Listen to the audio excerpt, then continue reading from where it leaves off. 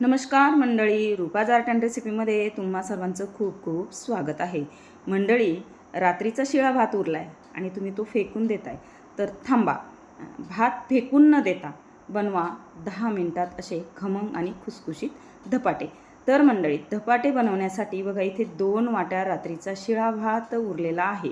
तर हा मसाले भात आहे मैत्रिणींनो, आणि भात एकदम असा मोकळा आहे, त्यामुळे तो आपल्याला थोडासा स्मॅश करून घ्यायचा आहे. बघा अशा पद्धतीने.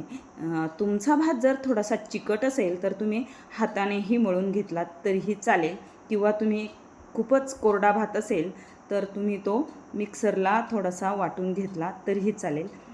परंतु मी असाच स्मॅश करून घेत आहे. मध्ये थोडेसे भाताचे कणही राहिले पाहिजे, म्हणजे ते खाताना ना एकदम छान लागतं. तर बघा अशा पद्धतीने इथे सर्व भात मी स्मॅश करून घेतलेला आहे.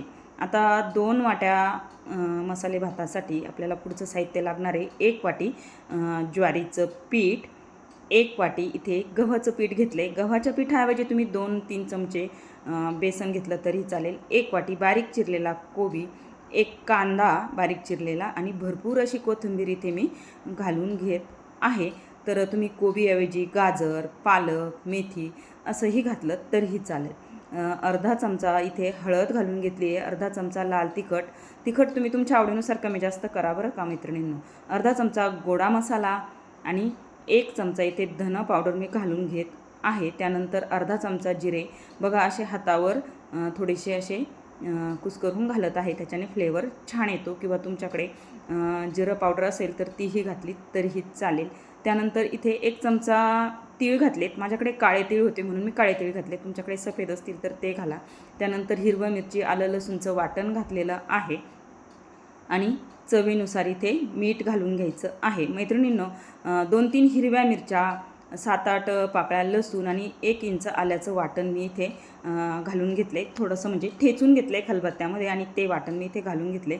त्यानंतर सर्व आपल्याला असं मिक्स करून घ्यायचे, जेणेकरून सर्व भाज्या, पीठ आणि तो भात पूर्ण असा एकत्र झाला पाहिजे, मिक्स झाला पाहिजे. मसाले वगैरे अशा पद्धतीने मिक्स करून घ्यायचे. त्यानंतर 1 चमचा इथे मी तेल घातले. तेलामुळे आपले जे थालीपीठ आहेत ते असे खुसखुशीत होतात, आणि तेलसुद्धा आपल्या सर्व पिठामध्ये आता मिक्स करून घ्यायचं आहे.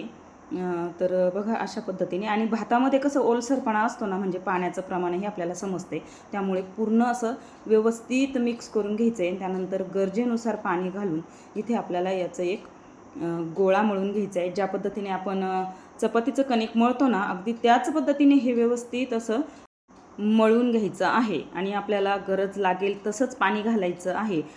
भातामध्ये ओलसरपणा असतो आहे, त्यामुळे सुरुवातीला पाणी थोडं थोडंच घालायचं. आणि जो कोबी, कांदा आहे त्यालासुद्धा पाणी सुटतं आहे, त्यामुळे पाणी हे प्रमाणातच घालायचं आहे, थोडं थोडं करून.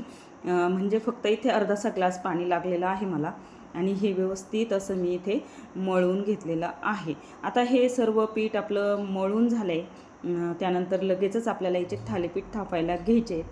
तत्पूर्वी आपल्याला गॅसवरती तवा ठेवायचा आहे गरम होण्यासाठी, आणि नंतर एका पोलपाटावरती बघा असं एक कपडा घ्यायचा आहे स्वच्छ असा अंथरून, आणि त्यावरती थोडंसं असं पाण्याने ओलं करून घ्यायचं आहे, म्हणजे जे थालीपीठ थापणार आहे ते असं कापडाला चिटकत नाही, म्हणून थोडंसं ते कापड ओलं करून घ्यायचं आहे. आणि एक गोळा घ्यायचा आहे. आपल्याला कितपत छोटा मोठा थालीपीठ बनवायचं आहे त्या पद्धतीने आपल्याला इथे गोळा घ्यायचा आहे, आणि ते थापून घ्यायचं आहे. थोडासा पाण्याचा हात लावून आपल्याला हे एकसारखं असं गोल आकारामध्ये थालीपीठ थापून घ्यायचं आहे. बघा अशा पद्धतीने व्हिडिओत दाखवल्याप्रमाणे.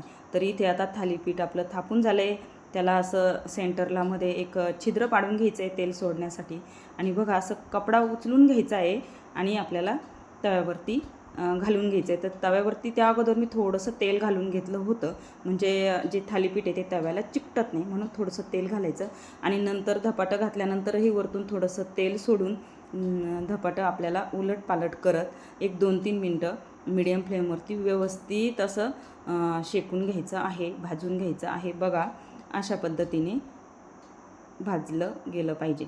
बघा किती सुंदर त्याला कलर आला आहे आणि चव तर अगदी भन्नाट अप्रतिम लागते आणि शिळा भातही वाया जात नाही. महत्त्वाचं म्हणजे शिळा भात फेकून न देता असं काहीतरी तुम्ही बनवा. किती सुंदर बघा इथे हे थालीपीठ झालेलं आहे.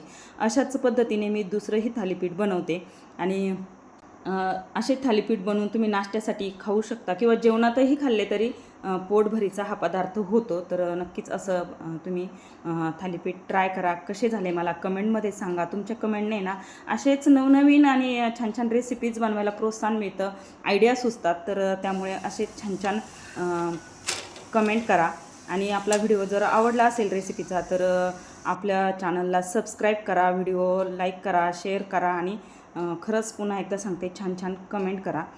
तर आणि हे धपाटे आहे ना मस्त तुम्ही टोमॅटो सॉसबरोबर दह्याबरोबर खाऊ शकता. तर चला मैत्रिणींनो, भेटू अशाच नवीन रेसिपीसोबत. तोपर्यंत बाय बाय.